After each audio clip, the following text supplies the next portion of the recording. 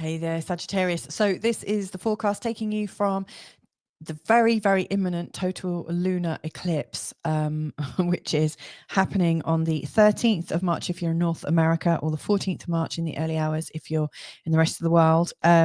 This is also the full moon in Virgo. And this whole forecast is taking you right the way through to the partial solar eclipse, aka the new moon in Aries on the 29th of March. So this is a 2-week forecast taking you through the whole waning moon phase from full to new moon. Now, this is a huge 2-week event. There's so much going on. Not forgetting the fact that Venus is already retrograde and Mercury is about to go, like literally about to go retrograde.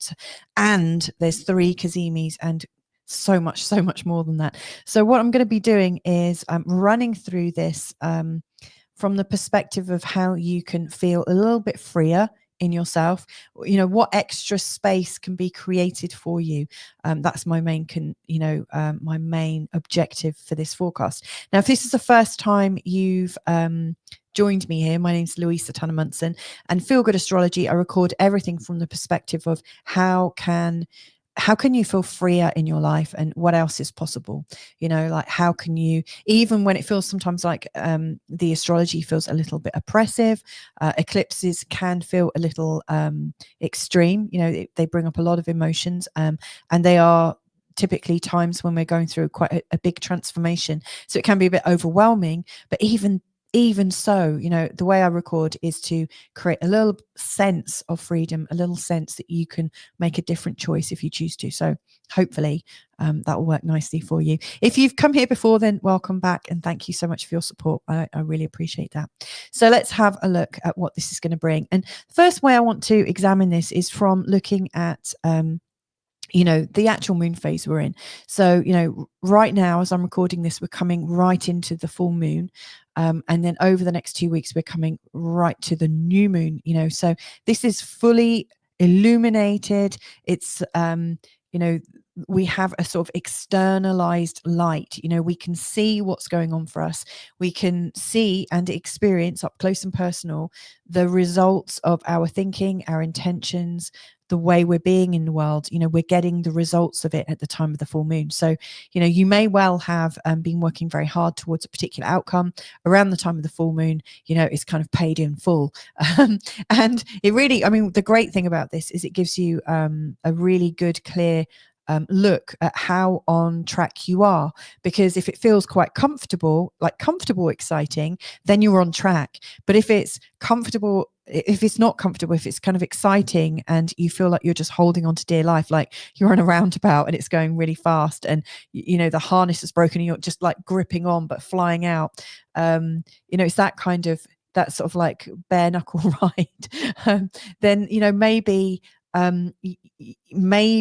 your intention and your energy and the way you're being is just not quite tuned in to what you really want. I always think the full moons and eclipses seem so much more gentle and nurturing and creative when you really are on track. And when they're hair raising, that's a really, really good idea, or a sign that things just aren't quite in balance. So, you know, what happens around this time, we can get overwhelmed.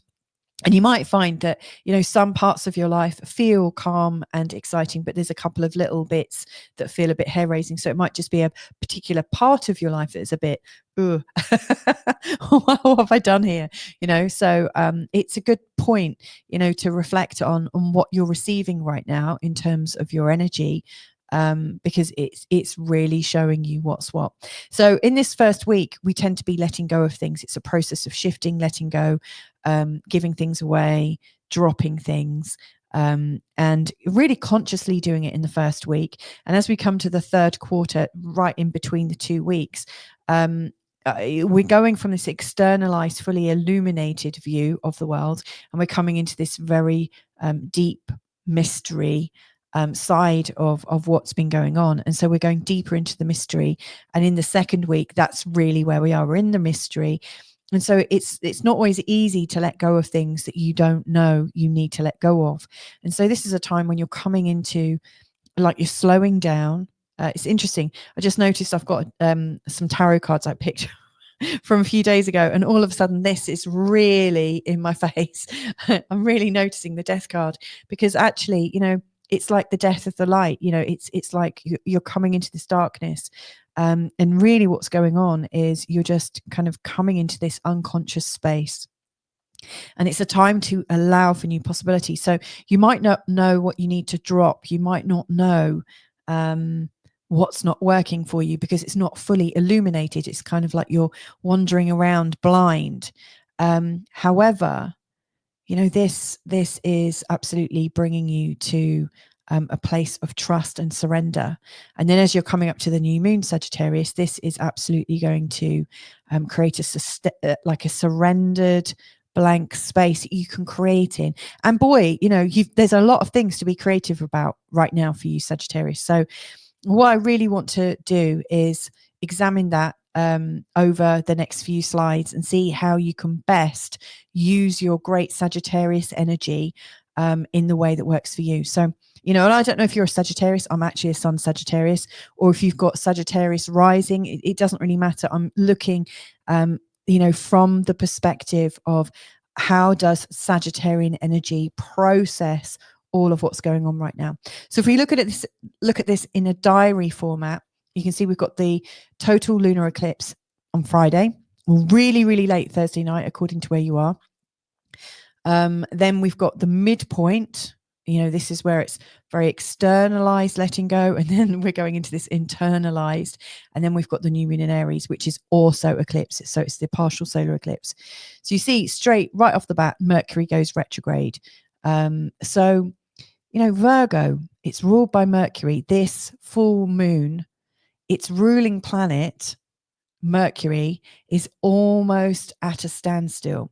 So the Mercury function, the mind, behavior, that function, it's not as strong as it usually is. However, the higher harmonic of Mercury is Uranus, and that's firing on all cylinders. It's in a trine to the moon and in a sextile to the sun. So even if it feels like your earthly reasoning is not working so well, your celestial reasoning is absolutely spot on.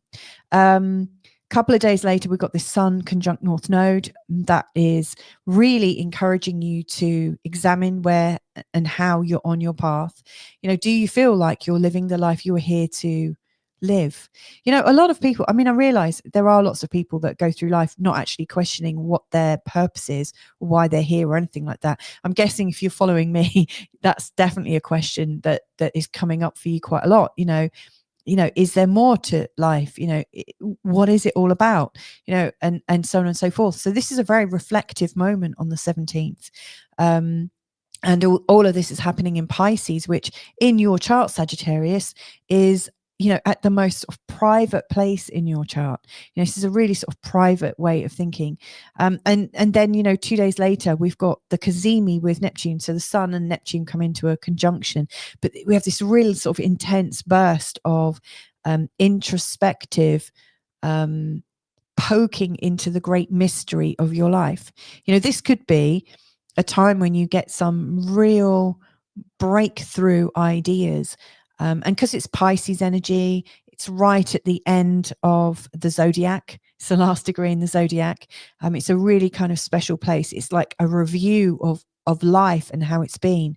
It wouldn't surprise me, not trying to scare you or anything, but it really wouldn't surprise me if over this period here, we don't get some kind of near-death experience, not like you personally, but like as a world, if we don't feel like there is something really quite major going on, because the planetary energy is kind of lined up like that. The very next day, we've got the start of the new astrological year, when the sun goes into Aries. That's the spring equinox in the northern hemisphere and the autumn equinox in the southern. And then we've got this really interesting week. And from your perspective, that's going to be triggering lots of your, really like key houses, I would say, in terms of your chart. Like Venus is retrograde and Mercury's retrograde, and they're going through a very creative part of your chart right now, really opening up the idea of creating a life that's going to bring you joy. This is the time, I think, when if you haven't been having that much joy in your life, and if you haven't been feeling the freedom of life, you've just been feeling the burden of it. I really think this next 2 weeks in particular with these 2 eclipses, something's going to come along to free you up. And it might be that you get shaken a little bit to free you up. But to me, it feels like there's a deep, immense gratitude that is really almost begging to come out, so gratitude, I think, can really, really help. But we've got these 2 Kazimis. Now, I mentioned the Neptune Kazimi already, but just in case you're not familiar with the term Kazimi or what it means, and I've described it this way for all the other star signs, so I might as well for you as well. What really comes across to me with the Kazimi is, the sun is always moving in this particular direction. It's always going forwards. My camera might be reversed, so it might be looking like I'm pointing that the sun's going backwards, but the sun's always moving forwards. I'm going from left to right here. And right now, Venus is moving in the opposite direction and getting closer to the sun. Now, when there are certain space apart, it's like it's like they're 2 separate planets. They're doing their own thing. They've each got their own way of doing life, but the sun is larger than life. That's the thing. And as they get closer and closer, the influence of the sun just seems to drown everything out. And so when the sun is a certain degree away from Venus, it's said to be under the beams. Venus is under the beams of the sun. It is quite drowned out. It's a bit bleached out by the lightness of the sun. Then as it gets closer and closer, and because Venus is moving retrograde, they're moving towards each other. The sun is so ferociously hot that the Venus is kind of almost set alight. It's in this place called combustion. So Venus is combust, and you really can't get the sense of Venus. It's really, really weakened. And then this kind of miracle happens. So like they come together, and in that conjunction, it appears that the sun is infusing Venus. It's like shining its light through Venus. And obviously it's not, but this is like the analogy of it. You could imagine like Venus in comparison to the sun. Venus is right in the heart of the sun. And all of the sun's energies, the illumination, it's like everything to do with the Venus energy is suddenly understood at a whole new level.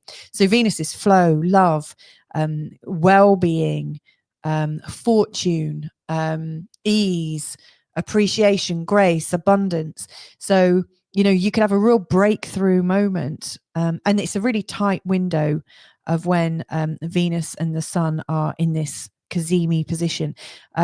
This time round, it's like an 8 hours of the Kazimi, and then they're moving their separate ways, and then Venus is combust because the sun is kind of really heating it up, and then Venus is still weak for quite some time.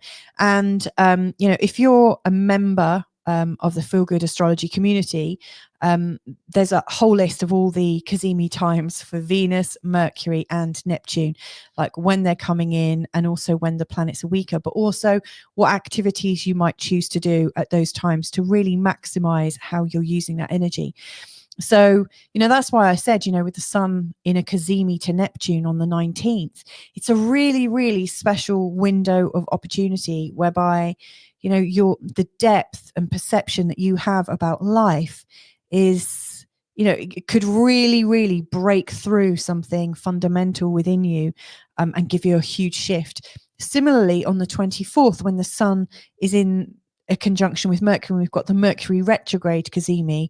It's like all of a sudden that errant thought, that thought that is just slightly off the wall that you really needed some insight into, it comes in. Now, this is a really big day actually, because at this particular time, the moon is also in Aquarius, setting off this beautiful grand trine with Pluto. So it's a big one.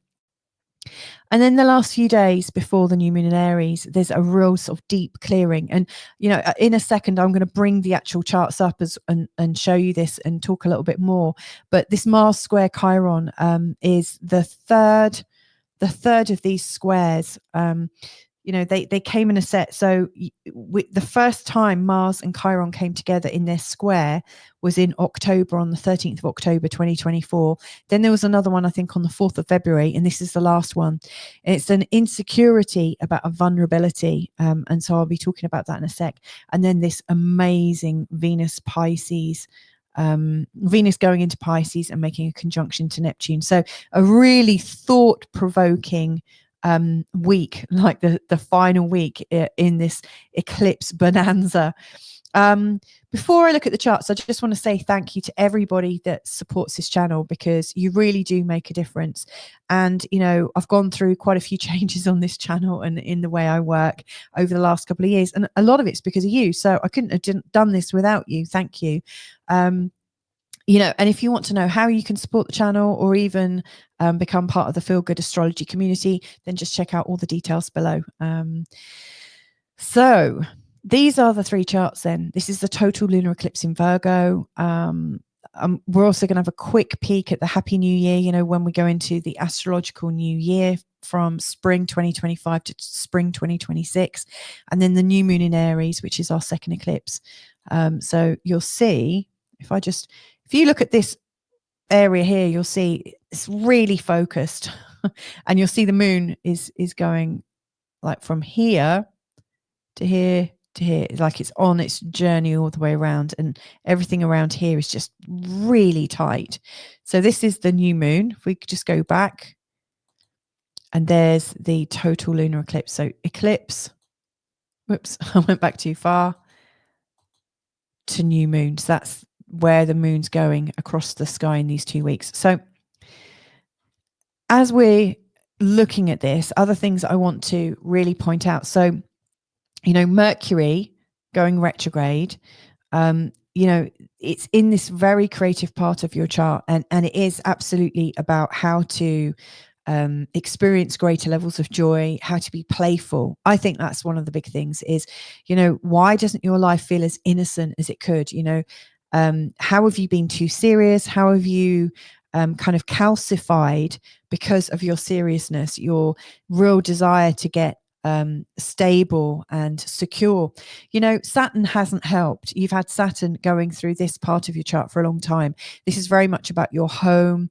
This is very much about you know, your physical presence in the world, but really sort of, do you feel grounded at home? And so he's been really going through here and getting you to consider what being grounded and what being settled means. You know, I realized, I mean, it's going through this area for me as well.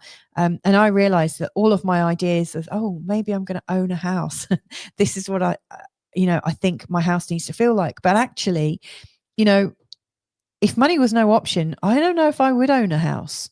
I think, you know, like when you feel like the chips are down, that's when you want your security more. But actually, where do you get your security from? So that's a really, really big question, because, you know, Saturn's the ruler of your money. And so at some level, it feels like money has to create that security for you. But what if being joyful and being innocent and playful and experiencing your energy fully, not like capping it or saying, no, you can only go this far, because if you go this far, you know, you're not going to be prepared for life. You know, it's almost like you're stopping yourself from playing. You know how as kids, I mean, I've got 3 kids, and I don't know about you, but, you know, we allow our kids to play and express themselves. But then there's this uncomfortable moment as a parent where you think, if I don't kind of mold my child slightly, they're going to get a real smackdown from the earth. You know, like, you know, someone might bully them, or someone might say, oh, you're too big for your boots, or, you know, all of these kind of weird things. And as parents, we want our kids to grow, and yet we're also trying to protect them from those very awkward situations where they might get much more hurt than maybe they need to. So, you know, we're always trying to do that. But, you know, how are you doing that to yourself? And actually, is it actually a kindness, or have you just stunted your ability to tune into joy? And kids are natural at finding joy. Kids do know what they like to do. I was sat with a delightful 2.5-year-old last night, watching how she was in her joy, and it was just utterly delightful, completely in her own space. So, you know, this is our focus right now. You know, does the security that we've been seeking, does it really come from being serious about money, or is it something else completely different? And of course, you know, you could look at it from a spiritual perspective, and everyone would say, of course, you don't need, it's not from money. But, you know, we're also in a very physical reality as well, where money does definitely help. But, you know, there is definitely this big old consideration going on, and this Mercury retrograde is bringing it in. Now, this eclipse up here, of course, is highlighting your career, but also highlighting your feeling of status in the world. You know, how much achievement do you think you've got? Do you feel like the direction your life is going in is really representing you as a person? You know, because this Sun conjunction North Node and Sun conjunction Neptune at this part, again, you know, you'll be asking yourself about your home and your sense of belonging. And you know, like it almost feels like to feel at home and to feel belonging, and yet there's something pulling you out of there, and like trying to balance the two feels really difficult. And again, this is why Mercury retrograde and Venus retrograde are very helpful right now, because they're saying it's not about the home, it's not about the career, it's about the joy. You know, it's the joy that's underpinning it all. So I want to draw your attention a little bit, because I did a Venus retrograde video, part 1, I think last week, and I'm going to record and release next week's part 2 around the 20th. But Venus is quite interesting, you know. So and in fact, I reference a book, Ariel Gutman's book about Venus, the star point. It's really, really fantastic, and she has been looking at the patterns that Venus makes when she does her retrogrades, and her Kazimis, and kind of piecing everything together. You know, if you look at the stars, and in particular, if you notice Venus in the sky, you might notice that for 8 months of the year, Venus is in the night sky. She's the evening star Venus, or she's known as the evening star. And sometimes you might have noticed that you see her in the morning, and she's known as the morning star. And so Venus has these times of being the evening, and then she dips, or doesn't dip down, but she kind of disappears, and then she reappears as the morning star. So what's going on right now, on the, you know, right from the beginning of this, you know, Venus is coming to the end of being the evening star Venus. And on the 23rd, when she makes the conjunction, that very powerful Kazimi, she is disappearing from the sky, or, you know, she's not going to be visible, you know, for a few days. And then she reappears the 26th, 27th, according to where you are in the world. But where she's reappearing, she's reappearing at 0 Aries, which is the very first point of the zodiac. It's the very first degree in the zodiac. It's a really, really special point. And obviously that's where the sun is going to start the Happy New Year. And so there is this very strong energy of new beginnings coming up. But this is Venus, you know, so the evening star is dying, and she's giving birth to the morning star Venus. You know, that really is adding something. You know, the morning star Venus is a lot more pushy, a lot more expressed, a lot more in her body. And so, you know, the fact that this is going through this part of your chart, and we're considering how much joy am I feeling, you almost want to say, well, how much joy are you feeling in your body? How much joy are you feeling about being alive? How are you creating with your body? And of course, if you're at the stage in your life where you might be wanting children, birthing children, or you're raising small children, then you might want to be a lot more in your physical body. You might want to consider how you can enjoy motherhood or fatherhood with a much a greater level of physical appreciation. It's not just about the mental and the spiritual, you know, like how can you physically feel it?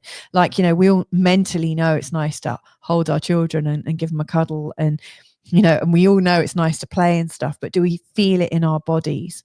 That's the important thing. So yeah, some real shifts. I think what's going on in this period, you know, the sun is coming through, you know, this part of the chart. I really think this is about rebirth as well.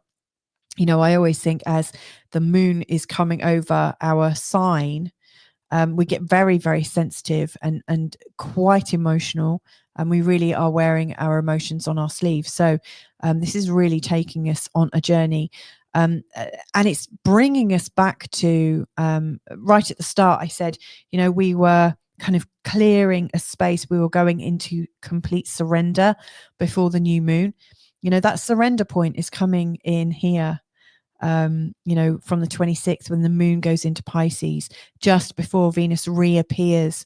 And then we've got this very delicate Venus going retrograde into Pisces. She's very happy there. She is really, she's really magical and like a fairy godmother. She makes this beautiful conjunction with Neptune, and the moon kind of swishes past, and carries that sort of fairy dust energy, and then kind of leaves it right here at the time of the new moon in Aries. So I think this last part of this 2-week period, we're really coming into this place of surrender, but also as we let go of all the things that we were thinking, this I need, this has to be like this. As we let go of all of those, all of a sudden that inner child in us is able to dream and think something big, and be hopeful, but be playful with it. And that's exactly the kind of energy to be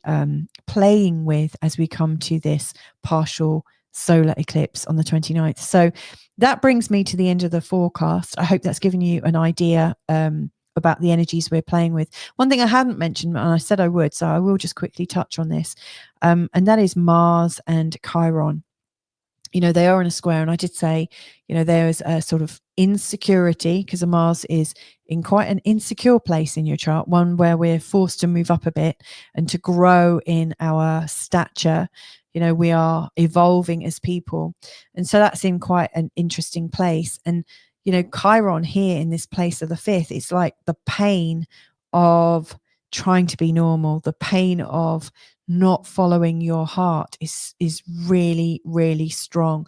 And so you might find that the insecurity is, I'm not safe when I play from my heart. That could be some of the pain. How can I move on in life if I'm just being playful? How can I move on in life if I'm just following the things I like doing? How's that? Because we've got these ideas that we have to work hard for a living. It just feels like we're earning. And I notice earn has got like to earn. It's also like the idea of being in an urn. I think there's some interesting things with language. I can't remember all of them right now off the top of my head, but I know that there's a lot of kind of double meanings, with working for a living, and like the whole idea of being like physically in this world, like we get up in the morning, like we're kind of mourning, and we work on during the weekdays when we're in a weekdays, like we're not in our full strength. So our language is almost pitted against us, so it's really hard to imagine that we could be free to express ourselves and be really buoyant and to feel really free, because we are absolutely being who we're meant to be, without the fear that it's not going to work. And the fear itself is creating the pain. The fear that if I am completely myself, I might not be enough to survive. I mean, that's such a devastating thought. And so I really think that this is what's being worked on right now through these 2 eclipses, but also this is the third and final Mars square Chiron. So I think there is some peace that's coming. Maybe you were overworking or overdoing things in October and February, and now is that time where you kind of like, do you know what, I am enough. And if I'm not enough, I'm okay with it. It's like that acceptance. And that acceptance is absolutely coming to self-love, which is one of the great parts of this 5th house, which, you'll be moving towards. This 5th house energy is, I think, most beautifully expressed when you can be self-loving. So there you go. Hope that's helpful to you, Sagittarius. And I really hope you have a lovely 2-week period, from eclipse to eclipse. I do think there's going to be some massive changes going on in the world, because the eclipses do seem to bring about some real freakish weather in the 2 weeks before and after, and it does seem to affect the markets. And big events seem to just have this uncanny you know, like the timing of the biggest events ever always seem to be around the eclipses. You know, there's a whole list of them as long as your arm. So stay really centered, stay real, explore yourself. And yeah, if I can be of any help, like if you'd like to have more of this, there is a specific relationship reading and also a specific career and ambition reading, especially for you Sagittarians, and I offer that within my membership. So if you would like even more, and I record them as if I'm actually in the room with you, I record them as if I'm talking to you like a real person. So if that sounds useful, then again, please do check out all the details below, where it will tell you how you can become a member in the community. So anyway, lots and lots of love to you. Take care and catch you another time. Bye for now.